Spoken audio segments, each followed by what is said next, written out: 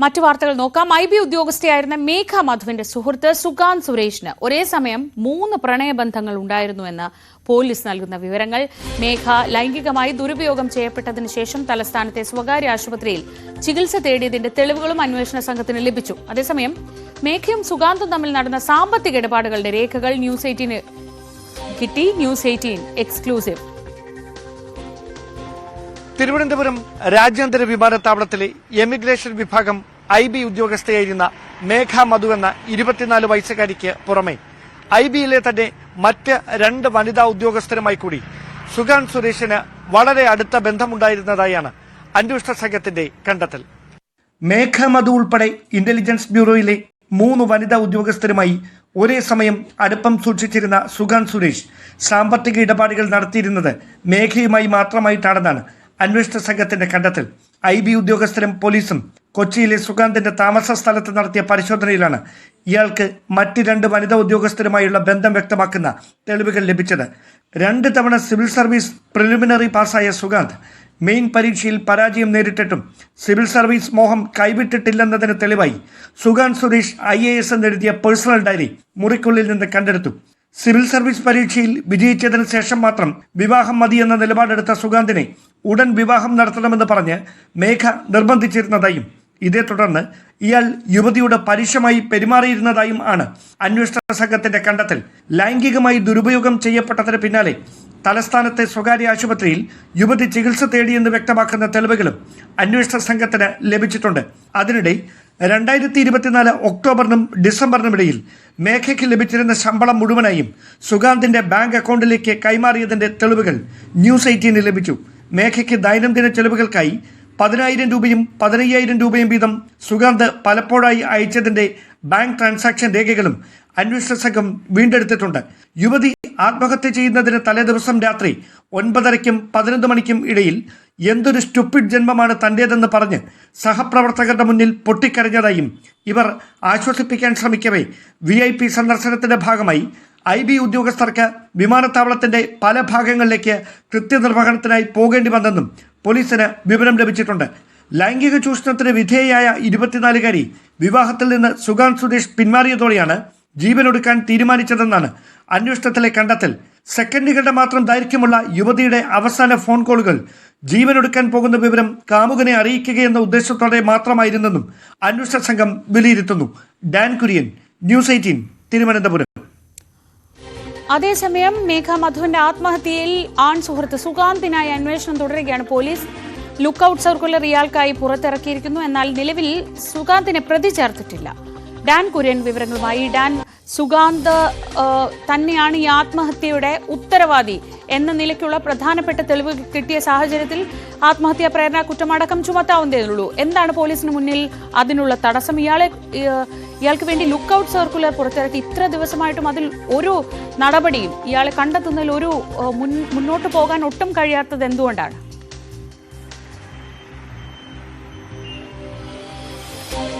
ശ്രീജ, പോലീസിന്റെ അന്വേഷണത്തിന് പുറമെ IBയുടെ ആഭ്യന്തര അന്വേഷണവും മേഘ മധുവിന്റെ ആത്മഹത്യയുമായി ബന്ധപ്പെട്ട് പുരോഗമിച്ചുകൊണ്ടിരിക്കുകയാണ്. പക്ഷേ കൊച്ചിയിലും മലപ്പുറത്തും അടക്കം സുഗാന്ത് എത്താനിടയുള്ള സ്ഥലങ്ങളിലെല്ലാം IB ഉദ്യോഗസ്ഥരും പോലീസും വിശദമായ പരിശോധന നടത്തിയെങ്കിലും ഇപ്പോഴും സുഗാന്ത് സുരേഷ് കാണാമറയത്താണ്. സുഗാന്തിന്റെ ഫോൺ സ്വിച്ച് ഓഫ് ചെയ്ത നിലയിലാണ്. ഒരു തരത്തിലുള്ള വിവരങ്ങളും ഇയാൾ എവിടെയാണ് എന്നതിനെ സംബന്ധിച്ച ഒരു സൂചനകളും പോലീസിനോ IB ഉദ്യോഗസ്ഥർക്കോ ഇതുവരെ ലഭിച്ചിട്ടില്ല എന്നാണ് പുറത്തുവരുന്ന വിവരം. ഈ പശ്ചാത്തലത്തിലായിരുന്നു കഴിഞ്ഞ ദിവസം ലുക്കൌട്ട് നോട്ടീസ് പുറത്തിറക്കിയത്. അതിന് പിന്നാലെയാണ് സുഗാന്തിന് മേഘയ്ക്ക് പുറമെ മറ്റ് 2 IB ഉദ്യോഗസ്ഥരുമായി കൂടി ബന്ധമുണ്ടായിരുന്നു, പ്രണയമുണ്ടായിരുന്നുവെന്ന് വ്യക്തമാക്കുന്ന തെളിവുകൾ പോലീസിന് വീടിനുള്ളിൽ നടത്തിയ പരിശോധനയിൽ സുഗാന്ത് താമസിച്ചിരുന്ന കൊച്ചിയിലെ താമസ സ്ഥലത്ത് നടത്തിയ പരിശോധനയിൽ ലഭിച്ചിരിക്കുന്നത്. ഇതിന്റെ അടിസ്ഥാനത്തിൽ ഇവരെ കണ്ടെത്തി അവരിൽ നിന്ന് കൂടുതൽ കാര്യങ്ങൾ ചോദിച്ചറിയുന്നതിന് വേണ്ടിയിട്ടൊരു നീക്കം കൂടി പോലീസിന്റെയും IBയുടെയും ഭാഗത്തുനിന്ന് നടക്കുന്നുണ്ട് എന്നാണ് വിവരം. അതായത് ഈ 3 പേർക്കും പരസ്പരം സുഗാന്ത് ഈ ഒരു പ്രണയത്തിലായിരുന്നു എന്ന കാര്യം ഈ 3 പേർക്ക് പരസ്പരം അറിയില്ലായിരുന്നു. വളരെ രഹസ്യമായിട്ടായിരുന്നു ഈ 3 പേരുമായുള്ള ബന്ധം സുഗാന്ത് കാത്തു സൂക്ഷിച്ചിരുന്നത്. പക്ഷേ അതിൽ മേഘ മാത്രം വിവാഹം എത്രയും പെട്ടെന്ന് നടക്കണം എന്ന ആവശ്യം മുമ്പോട്ട് വെക്കുന്നു. അതിനിടയിൽ യുവതി ശാരീരികമായി ദുരുപയോഗം ചെയ്യപ്പെടുന്നു. അതിൽ ഏറെ മാനസിക സംഘർഷം അനുഭവിച്ചിരുന്ന മേഘ എത്രയും പെട്ടെന്ന് വിവാഹം നടക്കണമെന്ന ആവശ്യം സുഗാന്തിന്റെ അടുത്ത് മുമ്പോട്ട് വെക്കുന്നു. പക്ഷേ അതിന് വഴങ്ങാതെ IAS എഴുതി ലഭിച്ചതിന് ശേഷം മാത്രമേ വിവാഹത്തെക്കുറിച്ച് ആലോചിക്കാൻ കഴിയുകയുള്ളൂ എന്ന ന്യായം പറഞ്ഞ് വിവാഹത്തിൽ നിന്ന് ഒഴിഞ്ഞു മാറുകയായിരുന്നു സുഗാന്ത്.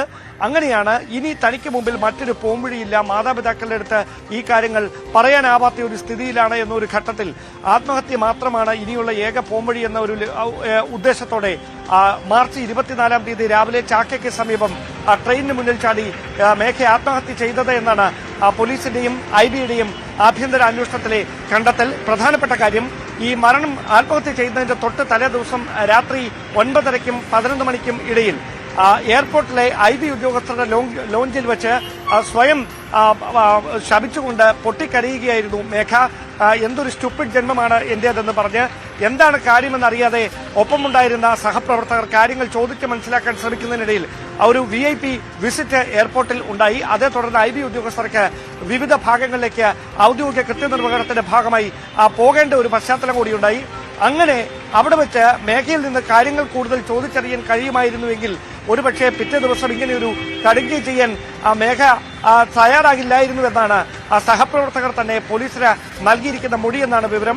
ആഭ്യന്തര അന്വേഷണത്തിൽ IBയും ഇത് ശരിവെക്കുന്ന തരത്തിലുള്ള വിവരങ്ങളാണ് കണ്ടെത്തിയിരിക്കുന്നത്. എന്തായാലും നമ്മളിപ്പോൾ പുറത്തുവിട്ടിരിക്കുന്ന സാമ്പത്തിക ഇടപാടുകളുടെ രേഖകൾ 2024 ഒക്ടോബർ മാസത്തിനും ഡിസംബർ മാസത്തിനും ഇടയിൽ തനിക്ക് ലഭിച്ച മുഴുവൻ ശമ്പളവും തൊട്ടടുത്ത ദിവസം ഈ IBയിലെ തന്നെ സഹപ്രവർത്തകനായ കാമുകൻ സുഗാന്ത് സുരേഷിന്റെ അക്കൗണ്ടിലേക്ക് ട്രാൻസ്ഫർ ചെയ്തതിന്റെ രേഖകളാണ്. ഇതോടൊപ്പം ദൈനംദിന ചെലവുകൾക്കായി സുഗാന്ത് സുരേഷാണ് മേഘയ്ക്ക് അത്യാവശ്യ ഘട്ടങ്ങളിൽ പണം കൈമാറിയിരുന്നത്. അത് ശരിവെക്കുന്ന വിവരങ്ങൾ കൂടി ഇപ്പോൾ പുറത്തു വന്ന ഈ രേഖകളിലുണ്ട്.